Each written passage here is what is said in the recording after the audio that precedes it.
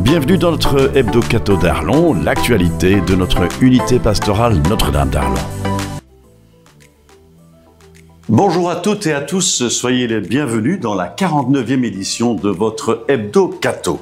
Cette semaine, on vous emmène faire un petit tour dans le rétroviseur et dans l'agenda à venir de notre unité pastorale. Accrochez-vous, il y a du souffle nouveau dans l'air. On le sent, on le vit. Notre Église est en train d'écrire une nouvelle page. En tout cas, dans notre région arlonnaise, il y a 4 ans, un nouveau doyen, Pascal Roger. Depuis quelques mois, une nouvelle équipe pastorale. Aujourd'hui, un nouveau pape, Léon XIV. Et bientôt, espérons-le, un nouvel évêque après la retraite bien méritée de Monseigneur Warin. Un vent d'espérance souffle sur l'Église, un élan à saisir. Ce n'est pas une révolution, c'est une respiration. Un appel à vivre l'Évangile autrement, de manière plus simple, plus proche, plus priante. Alors, relevons ensemble ce défi du renouveau, ensemble dans ce jubilé de l'espérance. Le coup d'œil dans le rétroviseur, le week-end dernier, un rendez-vous bien arlonnais a marqué les esprits. Le chapitre de la Royale Confrérie du Métrangue, célébré à l'église du Sacré-Cœur. Dans son homélie, notre doyen nous a invités à vivre une expérience spirituelle à 5 sens. Voir la beauté du Métrangue comme un clin d'œil au soleil et à l'émerveillement, entendre le tintement du breuvage, des éclats de rire et le besoin de réapprendre à écouter. Sentir les arômes qui éveillent l'attention aux autres. Goûter la joie de partager, de communier, et toucher par les poignées de main les liens d'amitié et de fraternité qui donnent saveur à la vie. Un message simple et profond, notre confrérie comme notre Église sont appelés à créer du lien, à susciter des rencontres simples, vraies, pleines de goût. Merci, Monsieur le Doyen, pour cette leçon des 5 sens. Au nom de la jeunesse, nous te faisons d'une commune voix. Accepte-le, croisant notre promesse. Il n'est ici que des luxembourgeois. Accepte-le, croisant notre promesse. Il n'est ici que des luxembourgeois. Autre belle célébration, les premières communions dans plusieurs clochers de notre unité pastorale, des églises pleines, des visages rayonnants, des enfants au cœur ouvert, un véritable moment de joie partagée, de communauté vivante. Et puis ce mercredi 10 mai, le conseil pastoral s'est réuni pour sa rencontre trimestrielle.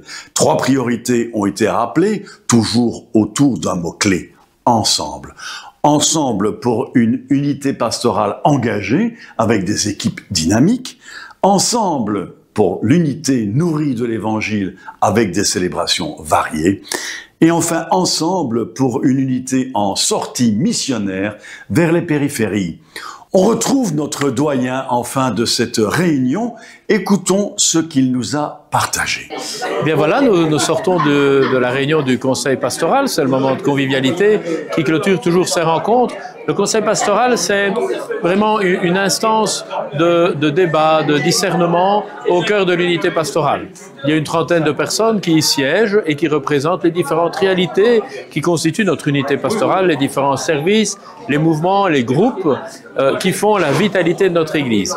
Et nous discernons ensemble les moyens de mettre en œuvre les 3 orientations qui ont été confiées à l'équipe pastorale pour 3 ans par notre évêque au mois de janvier de cette année. Alors ces 3 orientations, c'est la première que nous avons traitée ici, c'est le soutien aux groupes et aux mouvements afin de les rendre pérennes. Et donc, on est pour l'instant en train de faire un grand inventaire des défis, des atouts, de toutes ces réalités qui composent notre unité pastorale, afin de cibler les lieux où il nous faut agir, où il nous faut mettre nos énergies. La deuxième priorité que nous aurons à travailler dans l'avenir, c'est afin de nourrir notre unité pastorale de l'Évangile, découvrir comment le vivre dans des célébrations variées. Et la troisième priorité que nous aurons à traiter, porte sur vraiment la sortie missionnaire. Comment être témoin de l'Évangile, ce que disait feu le pape François, aux périphéries. Donc essayer d'aller vers tous ceux qui seraient des destinataires prioritaires de l'Évangile, mais que jusque-là nous ne parvenons pas à rencontrer et à atteindre. Donc ce conseil pastoral évoque un peu le cœur battant de notre unité pastorale, puisque on y est au titre de ce que l'on représente. Ceux qui sont là viennent avec les préoccupations de leur groupe, de leur mouvement, de leur paroisse, et en même temps, ensemble, nous discernons, sous l'action d'Esprit Saint, quels sont les moyens qu'il nous faut emprunter pour aujourd'hui et pour demain. Coup d'œil dans l'agenda à venir. Le lundi 19 mai, à Clairefontaine, le père Antoine Do célébrera sa première messe après son ordination qui aura eu lieu le samedi précédent. Ce jeudi 22 mai à 19h30, nous vous convions à la messe d'action de grâce pour notre nouveau pape Léon XIV. Elle se déroulera en l'église Saint-Martin d'Arlon. Le vendredi 23 mai, direction Luxembourg, la journée des pèlerins belges à l'octave de Notre-Dame. Messe à 11h15, le chapelet à 14h, plusieurs moyens pour s'y rendre, en car au départ de Hondelange sur réservation, en bus depuis Aichen ou enfin en train plus tram depuis Arlon. Le mercredi 21 à 20h15, nous aurons la réunion des catéchistes de 4e année à la salle Godefroy Kurde de Saint-Martin. Le dimanche 1er juin, grande fête à Clairefontaine comme chaque année, mais cette année ce sera sous le signe du jubilé des familles avec la messe en plein air à 10h, grand jeu intergénérationnel, barbecue et animation toute la journée. Soyez vigilants, ce jour-là il n'y aura pas de messe à Saint-Donat, ni à Viville, ni à Saint-Bernard, ni à Guirch, en tout cas pour le dimanche matin. Donc tous, rendez-vous à la plaine de Clairefontaine. Enfin, dernière ligne droite pour réserver vos places au célèbre souper cabaret des vendredis 30 et samedi 31 mai. Ambiance sera comme d'habitude garantie. N'hésitez pas à consulter notre site internet unité-pastoral-arlon.com.